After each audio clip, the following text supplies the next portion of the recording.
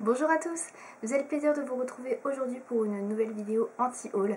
Je me suis rendu compte que ça faisait maintenant un an que j'avais pas fait ce genre de vidéo pratiquement et que il y avait quand même beaucoup d'autres choses à dire. Et j'ai décidé de vous représenter donc 5 produits, 5 marques, etc. Qui me font pas spécialement envie, dont on entend beaucoup parler, que moi je ne compte pas acheter. Donc je vais vous dire ça aujourd'hui, je vais vous expliquer pourquoi. Donc bien évidemment, je le répète, c'est pas parce que je ne vais pas acheter ces produits que ce sont de mauvais produits. Ce sont juste des produits qui ne me correspondent pas. Voilà, donc on va commencer tout de suite par le premier produit. Alors comme d'habitude, j'ai sélectionné encore des palettes. Si j'avais pu, je n'aurais sélectionné que ça, mais bon, voilà, j'ai un petit peu diversifié, on va dire. Donc j'ai sélectionné que 2 palettes. Donc tout d'abord, le premier produit, c'est une palette, effectivement. Il s'agit de la dernière palette Urban Decay, la Naked Reloaded. Oui, encore une Naked. Donc moi, je possède déjà, si vous avez suivi ma précédente vidéo sur les palettes Naked, pas mal de leurs palettes. Notamment toutes les dernières, donc la Naked Heat et la Naked Cherry. Mais la Naked Reloaded, comment dire... non, elle me plaît pas tellement. Une photo que j'ai sur mon téléphone que je vais vous montrer pour ceux et celles qui ne sauraient pas à quoi elle ressemble. Voilà, donc petite photo, voilà, pour info. Donc c'est une palette en fait qui est sortie il y a très peu de temps, qui est disponible chez Sephora, donc qui ressemble à ça. Donc, je vous montre mon téléphone, donc voilà. Pour ceux et celles qui connaissent un petit peu les palettes ou qui suivent l'actu, etc., moi je trouve qu'elle ressemble beaucoup à la palette Sultry d'Anastasia Beverly Hills. Et je possède déjà la Sultry, du coup pour moi ça fait un peu doublon.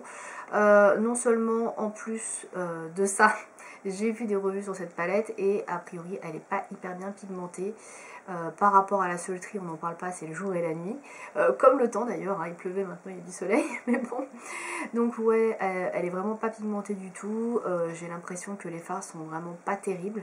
Les couleurs, comme je le disais, ça ressemble beaucoup à la Sultry d'Anastasia, donc ça fait beaucoup d'éléments pour le fait que je ne l'achète pas, cette palette.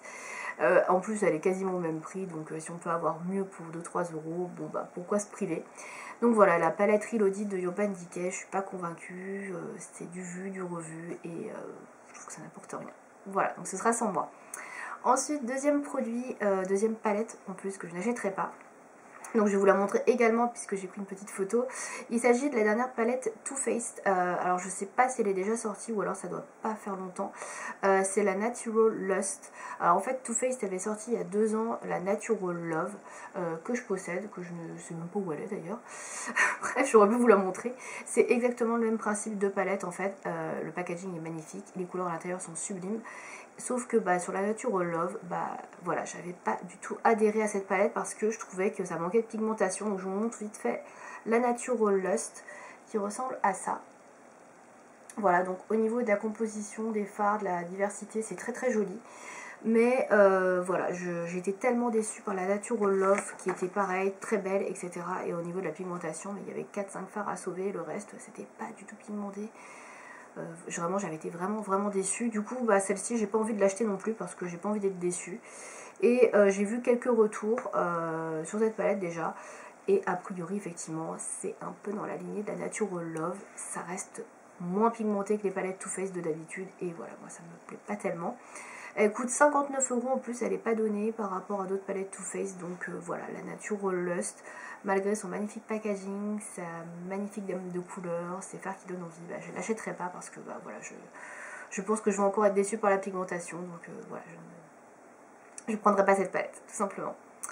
Ensuite, on va passer à d'autres produits, pas palette pour une fois. On va commencer par parler d'une marque, et d'une marque qu'on entend beaucoup parler sur les réseaux sociaux ces derniers temps, sur internet, sur YouTube. On entend beaucoup parler par les candidats de télé-réalité notamment. J'en vois des revues partout, j'en vois des tutos, etc. J'ai l'impression d'être envahie par cette marque.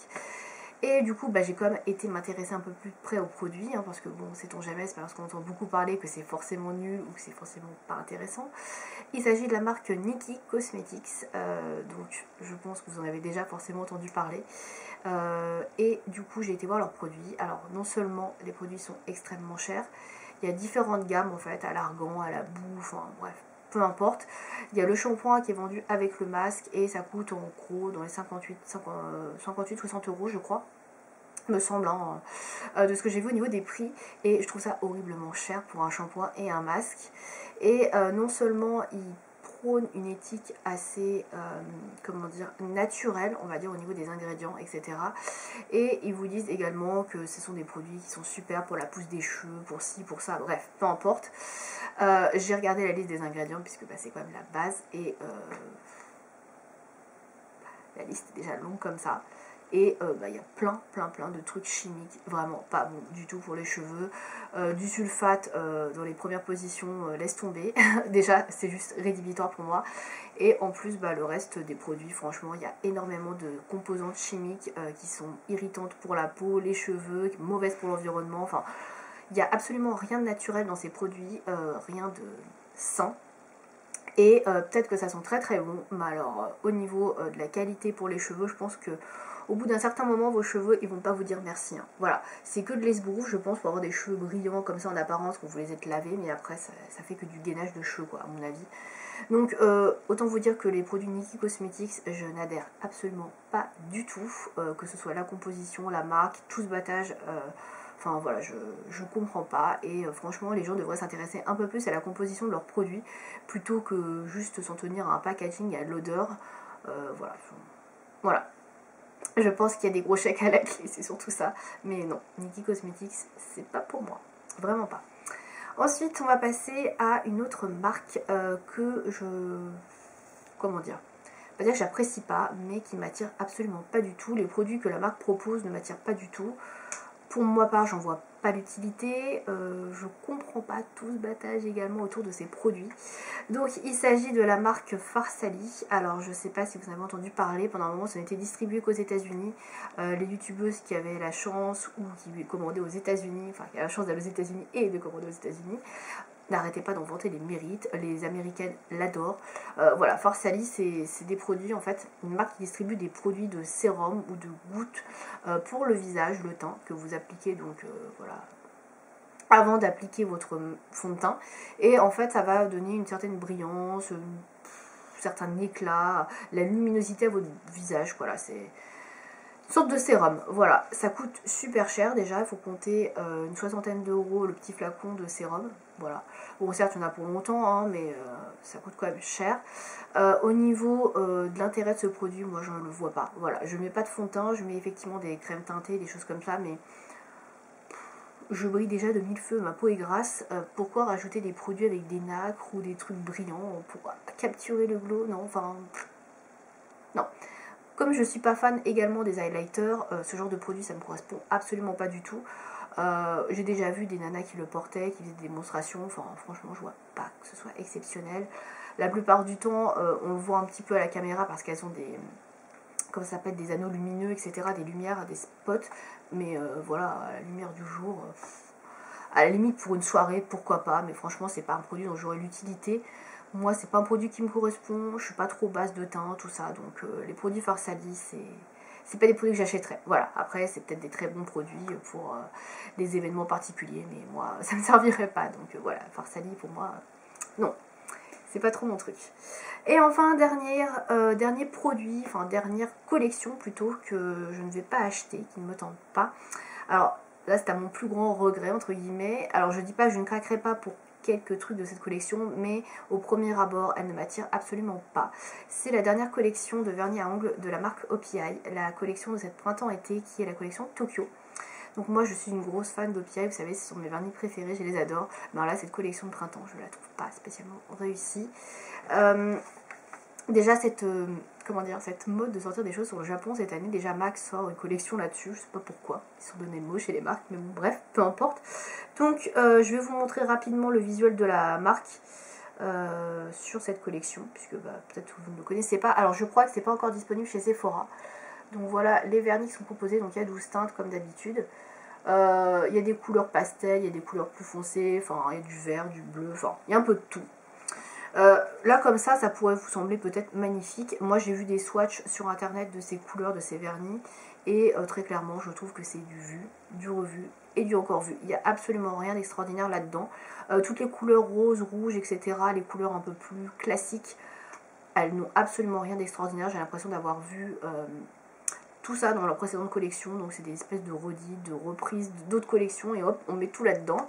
Les bleus et les verts, oui c'est joli, mais c'est les mêmes bleus et verts qui sont sortis précédemment. Il n'y a pas d'originalité, en fait, j'ai l'impression de revoir des anciennes teintes qui ont un peu changé. On a mis un petit peu plus de nacre dedans, un peu plus d'irisé, un peu plus de paillettes. Mais ouais, franchement, ça n'a rien de fou. Pour moi, ça manque quand même pas mal de pastels. Je trouve qu'on est quand même sur des couleurs qui sont assez vives, assez foncées.